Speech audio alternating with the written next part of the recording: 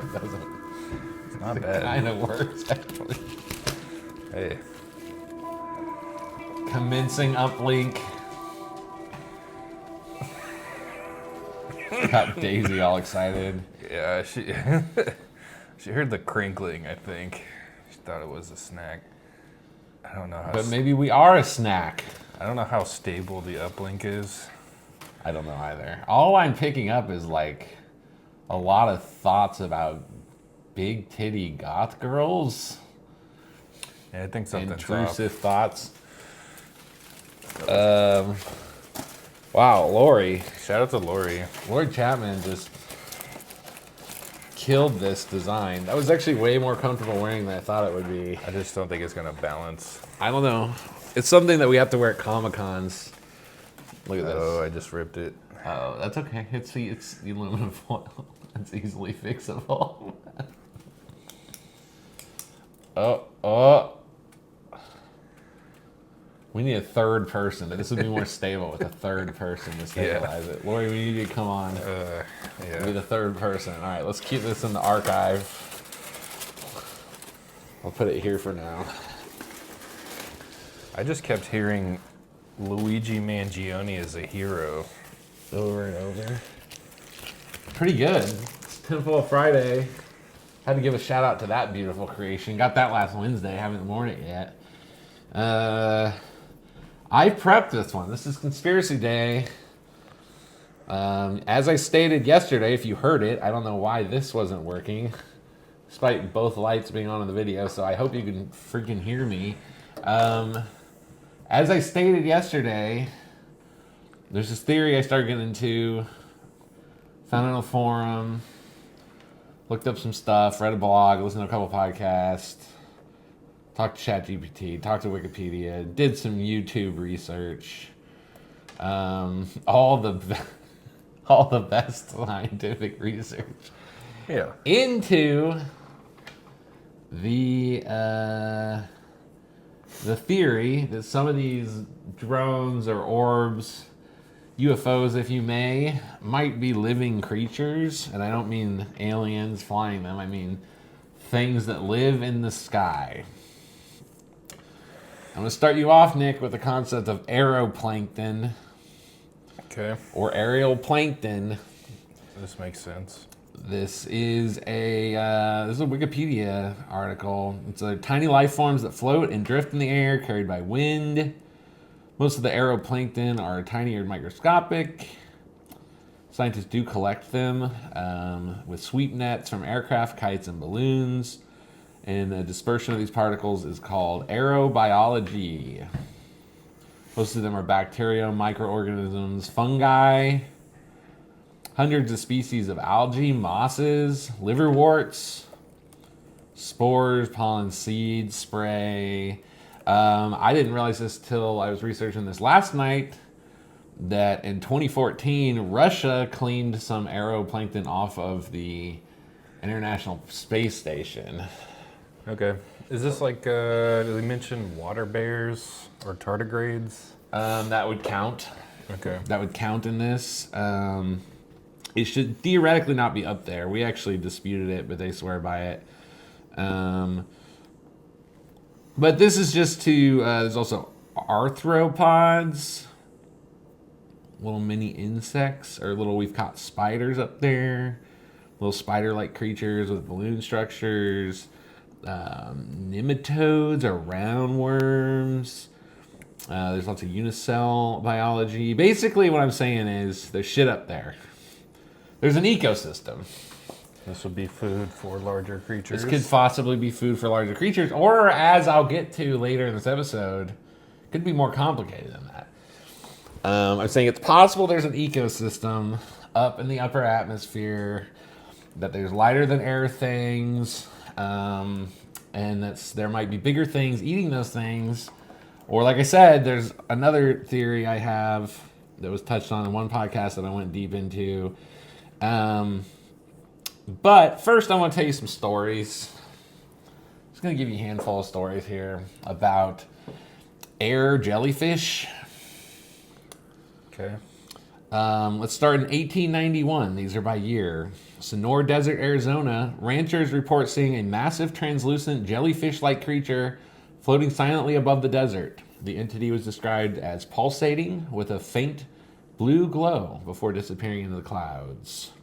In 1939, members of a British expedition of Mount Everest observed a large jellyfish-shaped object drifting at high altitudes. It appeared semi-transparent and emitted a soft golden light. Moving against the wind, witnesses claimed the entity responded to movements of their equipment, suggesting possible awareness. 1954 in Italy, thousands of people, including a soccer stadium full of spectators, reported seeing a luminous jellyfish-like object hovering over the city. Shortly after the sighting, angel hair, keep that phrase in mind, angel hair, not pasta, a fibrous substance linked to these phenomenon, was reported falling from the sky and dissolving upon impact. Angel hair is a thing that they find at UFO crashes. Okay. Angel hair is a substance that has been collected by researchers, scientists. The problem with it is that it dissolves extremely quickly. People have theorized, this has been places people will say, oh, I saw a UFO over the farmhouse and it went down in the woods and me and the guys went out there and all we found was this strange white, it's kind of like, have you ever seen those fiber optic things old people used to have that like it's a bunch of fiber optic cables and they glow? Yeah. It's kind of like that. It's just stringy and it's kind of like that silly string we were playing with. It just goes away extremely fast. So it's essentially, it's been collected, like numerous sightings and stuff of UFOs, and it always disintegrates. Now here's the thing. If you were going to have creatures living up in the atmosphere, if these things were to die, they probably disintegrate extremely fast.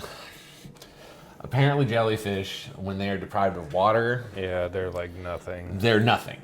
They disintegrate. They don't lay there for days and get picked on by scavengers. So this angel hair thing keeps showing up in these jellyfish sightings, and these people are not saying these are craft. They're saying these are UFOs. And notice a lot of these are coming... They're saying they're jellyfish. Notice a lot of these are coming during the day. All right, 1956, English Channel. A group of fishermen witnessed a glowing jellyfish-like entity hovering above the water, described as enormous, with tentacle-like appendages extending downward. Before it ascended rapidly into the sky, attempts to capture it on film were unsuccessful as the creature emitted bursts of lights that disrupted the camera. Have you ever seen how fast a squid or a jellyfish can move? Yes. It's incredibly fast because what they use in the water is jet propulsion. Yeah, they suck in water and they can go from hovering to just like shooting off real fast. And that's essentially also a UFO sign. 1977, Australian outback. Several witnesses, including a pilot, spotted massive jellyfish-like form gliding at high altitudes. The creature was said to shimmer with iridescent colors, resembling a living airborne organism rather than a mechanical object. It reportedly hovered for over an hour before vanishing. Here's another plain one. This is one of the most convincing ones I found. 1998 Chinese military incident. Fighter pilots from the Chinese military encountered a massive, and I mean like a couple football fields is what they say about this thing, jellyfish-like object during a training exercise. It appeared to pulsate and move with deliberate motions. Despite attempts to intercept it, the entity rapidly ascended into higher altitudes and disappeared from radar. Ground witnesses reported a faint bioluminescent glow behind it, and they didn't just chase this thing once. It was playing with them. It would essentially like hover over, they'd get close to it, it would shoot up like you see them do in water. It eventually got to a point where their planes couldn't go that high, but then it would like come back down and toy. It was basically toying with them the way it would like a predator or something like. Okay. Yes. You ever seen the movie Nope? A Jordan Peele movie? No, but I became aware during my research that that's a sky monster movie. Yeah, essentially. It takes the shape of a UFO, classic UFO, but then it also is like this shape. Well, we're going to see some videos and stuff here. Yeah. In 2014 in Siberia, a team of meteorologists studying atmospheric conditions reported a large jellyfish-like object visible on their instruments. Visual sightings confirmed a glowing, pulsating form that lingered for 7 minutes before vanishing. Witness described its size as comparable to a commercial airliner, with tentacles extending downwards. And of course, there was also an incident in Brazil in 2017 where a group of biologists studying the Amazon reported a translucent jellyfish-like entity hovering above the treetops. The organism was described as alive, but not of this earth, pulsating with blue and green lights, and producing a low humming noise. I included this one because of the humming noise. Another thing people see or experience with UFOs. Photographs were taken, were inconclusive due to atmospheric distortion. If you think about a lot of these UFO sightings, these things don't look clear or defined. They morph. They fold in on themselves. Again, angel hair. So here's what I'm seeing here. I'm seeing lights that change rapidly. I'm seeing a low humming noise. They can hover or shoot off. And the angel hair. There's also videos of them dropping molten metal. If you've ever seen this, or dropping like molten, they have videos out of Iraq of UFOs dropping like a molten substance, which is theorized could essentially be like eggs. That it's somehow, that it's shedding, that an animal is shedding, or it looks a lot like when animals will release a bunch of eggs in water and they'll fly around and collect them. And do they just call it molten because it has? I don't believe publicly anyone's like found this metal. Okay. It just looks to us like we assume it's a craft that's made out of metal. We see on radar or something that we see these drips, but it looks very organic. It looks like it's melting, which is something that like a living creature would do. I'm going to show you a video. I'm going to show you a couple videos of just straight up jellyfish. And that way the audience has some idea of what the ones in water can do. But I picked those specific 8 or 9 examples. And of course there's the famous jellyfish in Iraq or whatever that was like big news last year. I picked those specific 8 or 9 because they all had some characteristic that was UFO-like or would make you think it's a machine, especially if you saw it at night. But most of those were at day, so people got a close enough look at what they said was a translucent living thing. Here is a video of a shape-shifting jellyfish. 1, 2, 3, go.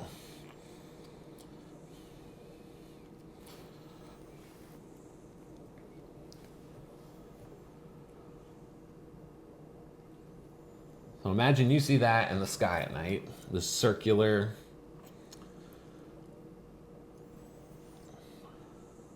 Looks like some sort of symbol.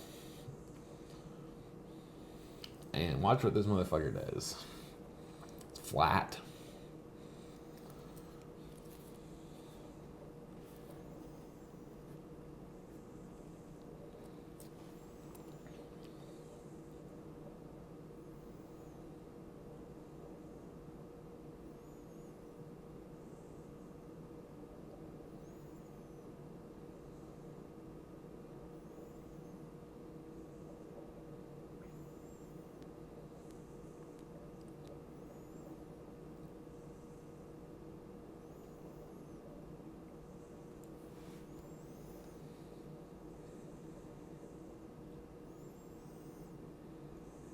What the fuck, dude? I know, it looks almost electronic. And it looks like it literally just vaporized. Yeah. And we know for a fact that's a living creature. If you did some like minor VFX stuff on that video and you kind of made the water look like space and you made the background look like Earth and you made the submarine look like a thing, you could say that they spotted this from like the International Space Station and do some minor editing. And like, especially if you saw something like this in the sky at night, you would see a vague outline of some kind of geometric structure that would become a ball of rows of lights that would be spinning. Any other thoughts on that? No, pretty crazy. Typical like deep sea, what the fuck do we know? Yeah. Feeling. And what do we know about the skies? Here's a UFO video that I thought was similar. This is from a local news channel. Good morning, everybody. look at Edmonton this morning. It is a Friday. Eyes to the skies this morning is where our next chat brings us. Devo Brown, Melanie Ng. I'm going to ask you this because I know none of us have been on a plane in what, like 2 years? Yeah, around pretty there? much. Okay. Imagine finally being able to get onto a commercial flight, looking out your window and seeing this. This happened. I'm sorry. What is that? There's a passenger on the plane, looks out the window, grabs the phone. This was filmed in June. The traveler sees that, an object apparently changing shapes in seconds. Oh. Is it a shape-shifting object? Is it Bezos? Is it Branson? What is it? Is it a UFO? Mel, go for it. What do you see? I have no. Okay, I'm looking at this for the first time. I want it to be surprised. Whoa. What's that? No way. Okay. That's crazy. So No, man. I don't. That could be anything. Honestly, here's the thing. Like I don't know what that could be. There's. Someone said I read this little bit online, and someone said that maybe that's just the reflection off the window of something or other, right? Like Similar. Yep. Um, It did look like it was doing the shedding thing. a little bit. And I keep reminding myself that, like, what would these things look like at night? Oops. Let's see if this one. Here's some different examples of bioluminescence. This, to me, like, if I saw it at night in the sky, I would assume this is a man-made strobing. Yeah. People have described things like this. It looks like a toy. It looks like something you do with an aircraft. I might skip ahead here. Here's a smoking gun for me at 42 seconds. Imagine a bunch of those floating around.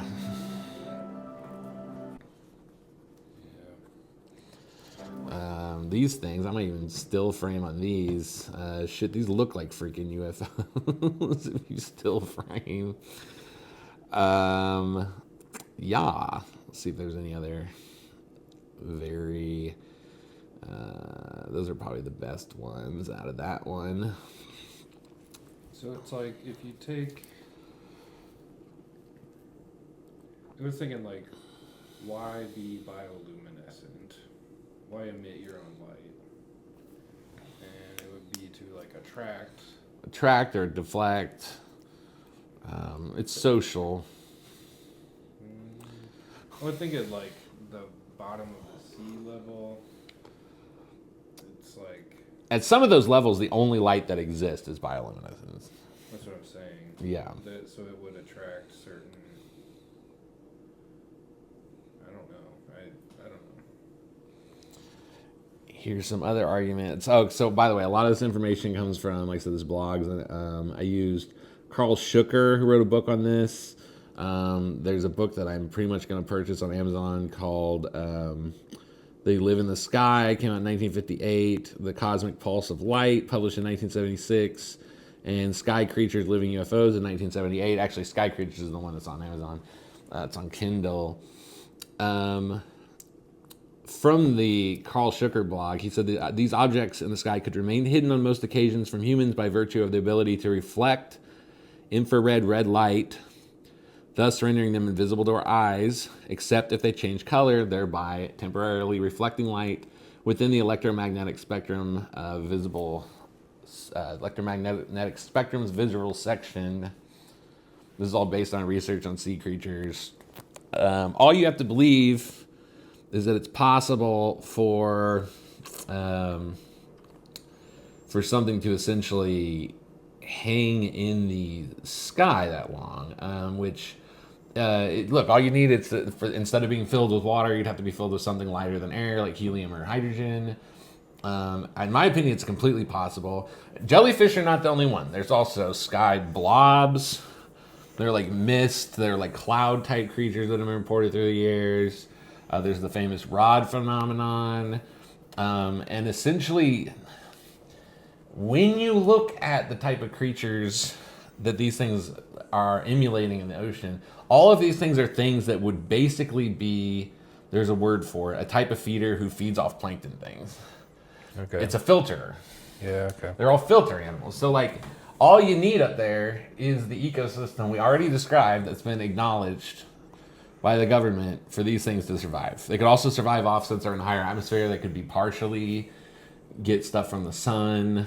There's water vapor and stuff up there. That's what I was gonna say. There's like water in the air, Yes. so maybe they don't need to. I don't know. They just need to be constructed of something that is Lightweight. yeah. Yeah. And this brings me to the possibly the weirdest part of this, and that what I think makes it way more likely that this is true. Oh yeah, again, like I said last episode, Luis Elizondo.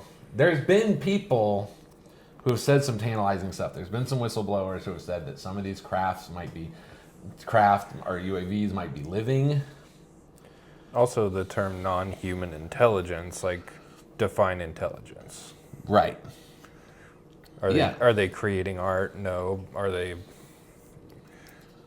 Do they exhibit behavioral patterns? Like that's a type of Yeah.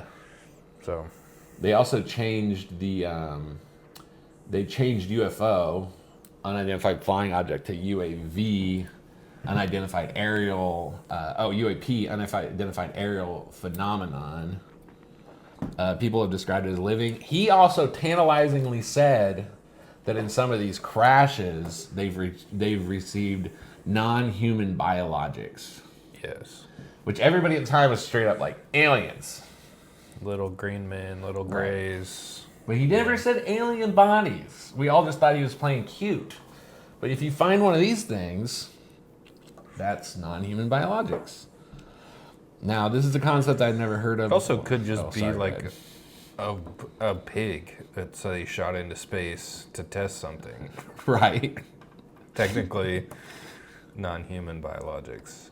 This is so freaking weird. This, my friend, I'm just going to go ahead and play this without warning. I hope this is the right one. I put 3 down, but we'll just find the right one. It's a TikTok. I want to know if you've ever heard of this type of creature. And I find this to make this all way more plausible. This is, again, an ocean creature that I'd never heard of till this week. 1, 2, 3, go. It's a tall reed to the Oh, a really tall one. wow. Nice eyes, really.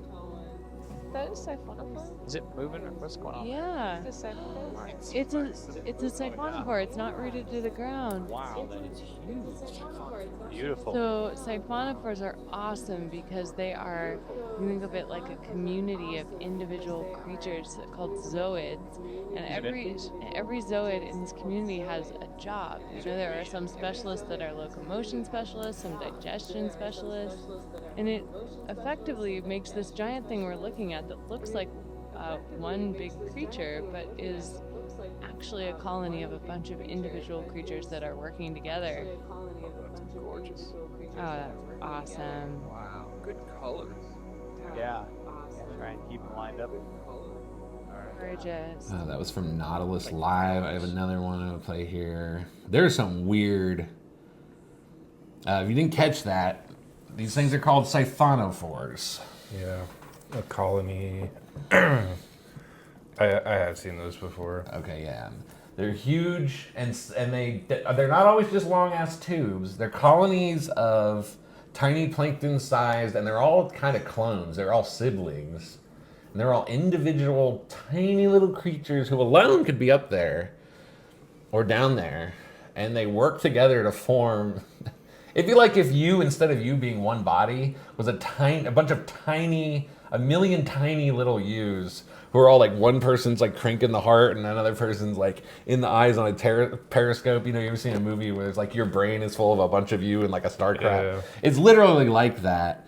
I hope this is a good one. Have you ever heard of the longest organism ever discovered? It is neither an anaconda or a blue whale. The longest organism so far discovered is the giant siphonophore. It is found throughout the world's oceans. It can grow to lengths of 40 meters longer than the blue whale, which is usually considered as Earth's largest animal. Although considered a single organism, each siphonophore is the colony of hydrozoan animals. Just like jellyfish, siphonophores use their venom to catch prey.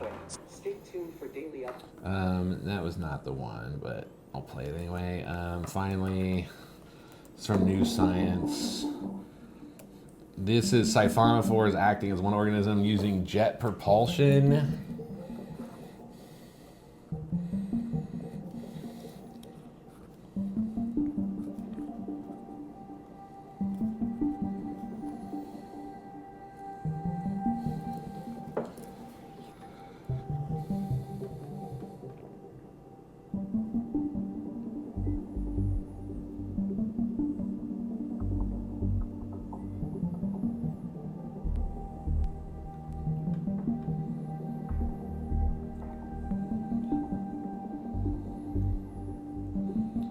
I just can't help I just can't help watching when they do that little boost, thinking of the like hundreds of UFO videos I've seen.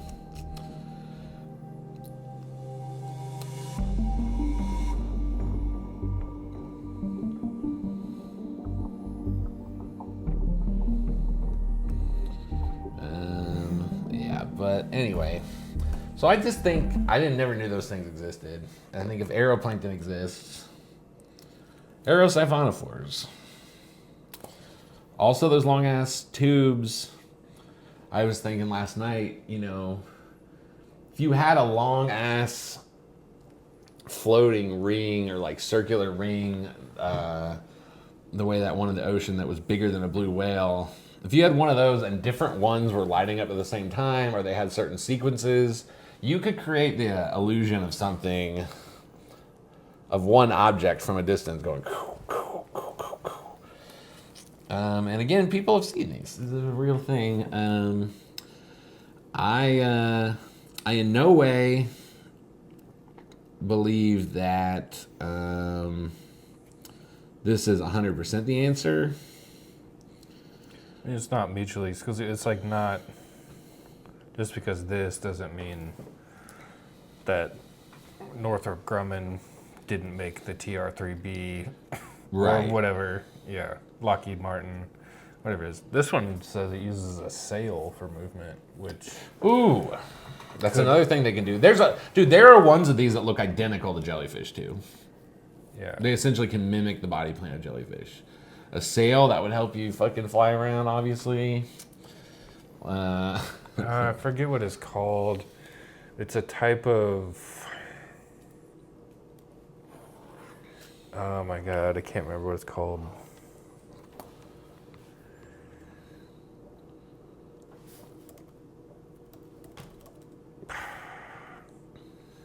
It's essentially a motor that works on... It's a wireless electric motor. It's like using like... Okay, this guy takes a copper wire, puts it up in the atmosphere, it pulls in electrons from the atmosphere, the charge goes to the wire, but then the electrons, it's like two metal cylinders, Yeah. with like slats essentially, and the electrons get pushed and pulled back and forth and it begins to spin the motor. Oh. So I don't know, they could be using like movement with charged particles in the atmosphere. Yeah. They could be sustaining life from, you know, photosynthesis, from... Eating the sky plankton. Yes, there's like, yeah. This would also help. Everything you read about this, people bring up all the examples of like those weird things where like blood rains from the sky, or like a weird substance, or like a bunch of eyeballs fall down in a town or some shit. There's all these like ancient examples. Yeah. And a lot of people are just like, well, I guess there was like a hurricane somewhere and it got a bunch of frogs and it rained them down. But like, it could just be... Yeah, but why just frogs? Yeah. Or why just eyeballs or blood? It could just be biological material or a mating ritual. There's also examples of these things dying, like space eels or sky eels dying. Like there's a very famous one in North America where it like came down above this church and everyone ran out and they basically followed to this field. It died and they said it just disintegrated like almost immediately after. They couldn't like collect any like material. This would explain why in a lot of UFO crashes nobody ever finds any debris. I don't know. I just think a lot fits this. I have become a believer that this is part of the phenomenon. I still believe that there are crafts made by somebody else. I believe we have craft that are way more advanced. But I am a believer in sky jellyfish. I mean, it's pretty convincing. Here's the other thing too. What are UFOs attracted to? They attracted to military stuff, radiation stuff. If you're a creature up in the sky, like these are the types of things they would be attracted to radiation. Is what I'm hearing, because that would be one of their food sources, or they would just be attracted to it naturally, kind of like involuntarily. If they're creatures who thrive off high radiation, things like space, like sky battles, like famous World War II Foo Fighters and stuff. There were always stuff kind of monitoring the battles. A big hot thing happening in the atmosphere with lots of noise and confusion might attract these creatures. This might be why we never hear anything. It's like, yeah. Why they never land on the White House lawn, because all they would say is, feed me plankton. The creature from Nope was a territorial predator based on its behavior.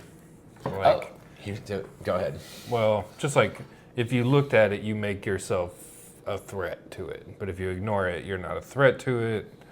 But it is a predator, so you still need to like not get eaten by it. But Yeah. that's it. I don't know. Did you But it's know like- that it's the like you're U.S. saying. military consulted on NOFE and had to give them releases?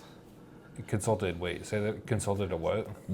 When he made NOPE, he had to consult and get waivers from the Department of Defense. Oh, interesting. That's one of the things I read. I don't know why. I've never seen the movie. Maybe there are like depictions of like fighter jets or something in it. No, it's all. There's no like.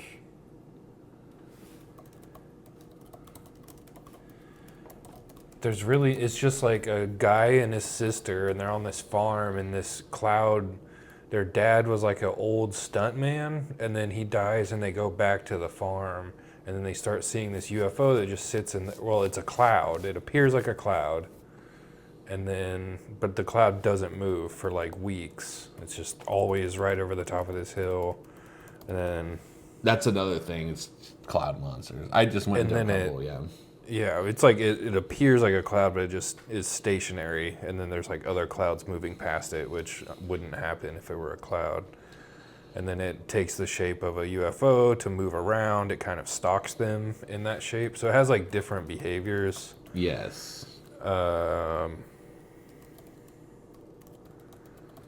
then eventually, when it's like when they try to fight it, it turns into like the squid type looking monster because it's more agile and it can like grab you and suck you up, and Well, now I want to watch this. it's pretty good. I love to get out.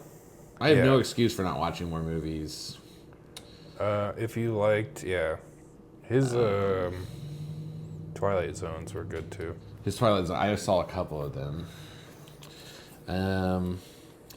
But yeah, I mean, I'm convinced. There's also, I mean, there's so much more than there were stories about like fogs in certain areas that essentially are clouds that descend and then would like evaporate or eat people. It's just like this has been a human experience. There's also UFO sightings where they look like clouds, or people are like, something's wrong with that cloud, or the cloud looks too symmetrical and it like disappears into another cloud, or goes into a cloud and disappears. I'm glad we stood outside and watched that fog descend on the backyard. Oh, I the stood other out night. there till it all went away. Could have got eaten by a fog monster. Of course, you tracked the plane. That was definitely a chemtrail. Maybe that's part of the reason we do chemtrails. Maybe we're fucking with these things, or we're trying to keep them out of our I mean, area. when I was a kid, they would literally drive around with a truck and a sprayer and just drive up and down the streets of our town spraying this fucking chemical for mosquitoes. Oh. They would literally just like fog the whole town with this mosquito spray. Dad would be like, if you hear the fucking fog truck, go inside, wherever you are, just go, like don't stand outside and breathe. I do this not shit. remember that at all. Okay, maybe we had a fucking jellyfish. You had a jellyfish space monster. jellyfish problem. bro, that's something out of a horror movie. It was, yeah. It was just like fucking the city fucking guy. He was like, hey, Dave, what's up? DDT And, like, day in Downs. yeah. I mean, yeah, it was like fucking. Might explain my 3 penises. I've seen them. One is short, one is long, and one is just right. It's like that. It's weird. Anyway, I feel like you've been quiet this episode. Is this just too I much? mean, Okay. What am I gonna say? I don't know. I don't know. You're supposed to say yes, space jellyfish. I'm just kidding. It's just well, I mean, it's like a convincing argument you made. So thank you. It's like you studied how to present arguments or something. I hate shit like this though, because I've been looking at UFO stuff and I've been interested in it for so long that when I hear something new, a lot of it just goes in and out. You know, you got everything from time travelers to their fairies to they live in the ocean, they predate us, to they're humans, to yeah. It's here's some. I got really into last year. This professor does like is super convinced that 99% of them are like balloon and nuclear technology of our own, which is scary. They live on the moon. And of course I've heard sky creature before, but it's always just gone because there's just so much shit. And so now it's just one more fucking thing to have in my fucking brain when I look at the fucking sky. Just one more Operation Blue Beam. I mean, it's just like, Yeah. there's just so much. To me, it's like it's almost all possible at this point. Well, I don't see why it could. Yeah, it's very possible that all of those things are happening at once. Yes. People tend to like look for a lowest common denominator and latch onto it, just because it's easy to like digest. Well, it helps you function too, because at the Right. end of the day, unless you're dealing with aliens every day, unless you're fucking weird like us, like you're gonna form an opinion and you're gonna move on. Yeah. I can't remember the guy's name. He was on the like Gaia network. Did you ever see any of those? Like, they had, like, shows and stuff. But he was like, I had seen him before that. I can't remember his name. But he was where I learned about the 20 and back program. Yeah. Where they like shipped him off, and then you go live and work for this space program for 20 years, and then they basically put you back in your body at the time they take you out, in the life you were in when they took you out of your body or whatever. Whatever. I don't know how fucking. He explains how it supposedly works, but then what he was doing was he had like some medical or biology degree. So he was dissecting. He was in some like gray fucking bunker or something on Mars, and they were taking biological samples, and he would have to like separate them into pieces to be studied. Yeah. And he had to do all this like, contamination protocol to not. Some of them were like bad for us, and some of them looked like pieces of salmon. He said, or like it's just like weird pieces of biologics from wherever, whenever, whatever. But that was his job. That's how he got put into that program, because he had like good biological or anatomy knowledge or something. At some point, I need you to prepare a 20 and back episode. Well, that's my only reference. That, and that it's like tied into the Stargate stuff. Yeah.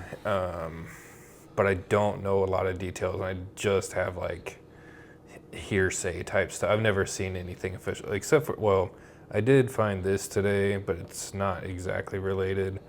But it's of a remote viewing session of Mars from 1984. I read this. I did a podcast on this with a friend a few years ago. Okay. This is where they see the giant. They're like there's these Megaliths. giant people, and there's megaliths, and they're Yep. like lamenting the end of their civilization. And, Yep. Yeah, that's wild. It's on Mars. They go backwards and forwards in time. There's some cataclysm, megalithic structures, preventative like designs essentially to like an underground pyramid or like. Yeah. They destroyed. The story is they destroyed their atmosphere. I haven't gotten all the way to the end, but Yeah, I'll let you read it. Then there's all the misinformation. Yeah. There's stuff like the not MK Ultra, but like, what's that stuff called with Stan Friedman? Some of it's real, some of it's not. It was all the space documents and, oh, what is that called? Serpico? It was some program where they sent people out into deep space. Then there's shit where somebody hacked. There's just so much shit. Somebody hacked the NASA stuff, and he's actually in jail for it to this day. And the shit he got was like the names of interstellar vehicles. Oh yeah, there's like a space fleet. Yeah. Essentially like Star Trek. Yeah, he hacked into NASA. He found all these references to the fucking space I remember fleet. that guy. I forgot He got convicted, so it's obviously true. Right.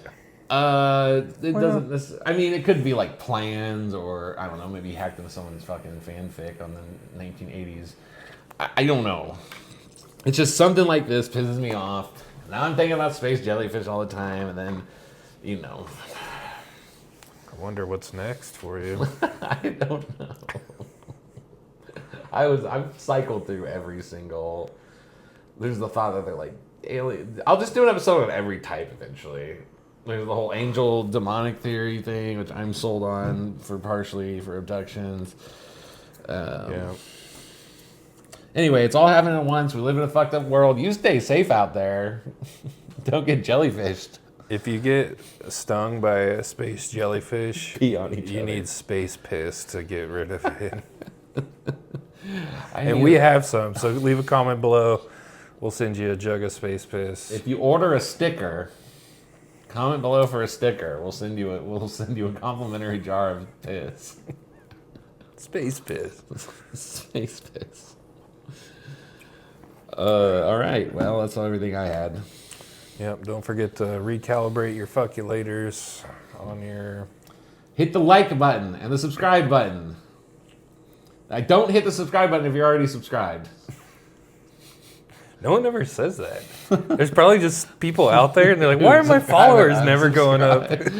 They're all just clicking it every time. Make sure though they're both lit up. Hit the note. Share it with your least favorite in-law. We're rocking. We're rocking. You know, we're gonna have 100 episodes by February. We're cranking these babies out, and we're gonna keep doing this. We need some interaction. We need some growth. You know, we're not staying any younger.